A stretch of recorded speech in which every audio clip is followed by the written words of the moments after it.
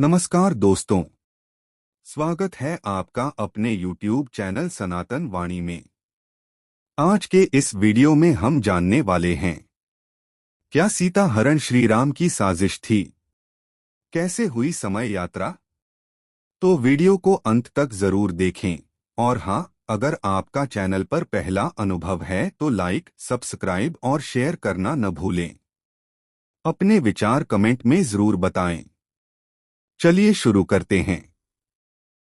रामायण की वह कहानी हम सभी जानते हैं, जब रावण ने माता सीता का हरण किया और राम ने लंका जाकर रावण का वध किया। यह एक ऐसी कथा है जिसे हर बच्चा जानता है। लेकिन क्या आप सोच सकते हैं कि इस पूरी घटना के पीछे कोई छुपा हुआ रहस्य हो सकता है? क्या सच में सीता हरण केवल रावण की चाल थी या इसमें श्री राम की कोई साजिश भी शामिल थी? और समय यात्रा का इस कहानी में क्या रोल था? जब हम रामायण के प्राचीन ग्रंथों और इतिहास की गहराई में जाते हैं तो हमें कुछ ऐसे तथ्य मिलते हैं जो इस कथा को और भी दिलचस्प बना देते हैं।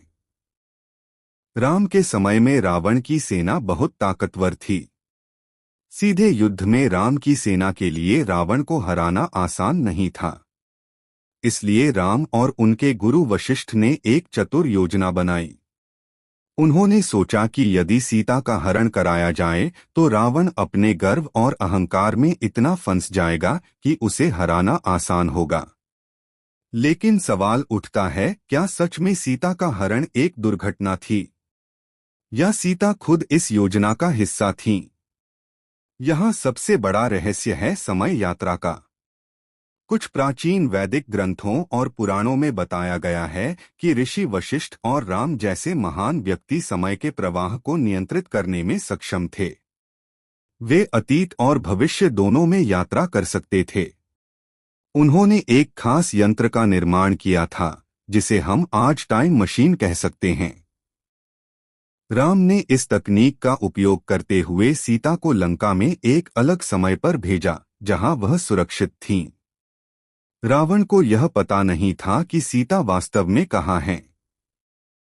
उसे लगा कि उसने सीता को अपने कब्जे में ले लिया है। जबकि राम अपनी सेना के साथ युद्ध की तैयारी कर रहे थे। इस योजना के तहत सीता ने अपने पति राम के विश्वास और देश की भलाई के लिए खुद को रावण के पास भेजा। यह एक बड़ा बलिदान था। यह समय यात्रा की शक्ति ही थी जिसने राम को रावण पर विजय दिलाई।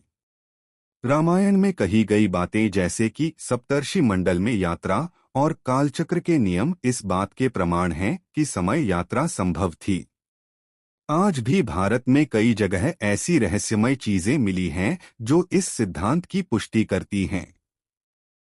अयोध्या के पास एक गुफा मिली है जिसमें पुरातत्वविदों ने टाइम मशीन जैसी आकृति देखी है। दक्षिण भारत के मंदिरों में भी समय से जुड़े ऐसे संकेत मिलते हैं जो बतलाते हैं कि हमारे पूर्वजों के पास गुप्त ज्ञान था। इस कहानी से हमें यह भी समझना चाहिए कि राम केवल एक योद्धा नहीं थे, बल्कि वे एक महान रणनीतिकार थे। उन्होंने विज्ञान और रहस्यों का उपयोग करके अपने लक्ष्य को हासिल किया। इसलिए सीता हरण केवल एक कहानी नहीं, बल्कि एक गुप्त योजना थी जिसमें समय यात्रा की तकनीक ने अहम भूमिका निभाई। यह रहस्य हमें यह सोचने पर मजबूर करता है कि हमारे प्राचीन ग्रंथ सिर्फ धर्म या कथा नहीं, बल्कि गहन ज्ञान और विज्ञान का भंडार हैं। हमें इन्हें समझना और इनके रहस्यों को उजागर करना चाहिए। दोस्तों, उम्मीद है आपको यह वीडियो पसंद आया होगा। अगर आपको यह कहानी रोचक लगी हो तो कृपया इसे लाइक करें, अपने दोस्तों के साथ शेयर करें और हमारे चैनल सनातन वाणी को सब्सक्राइब करना न भूलें।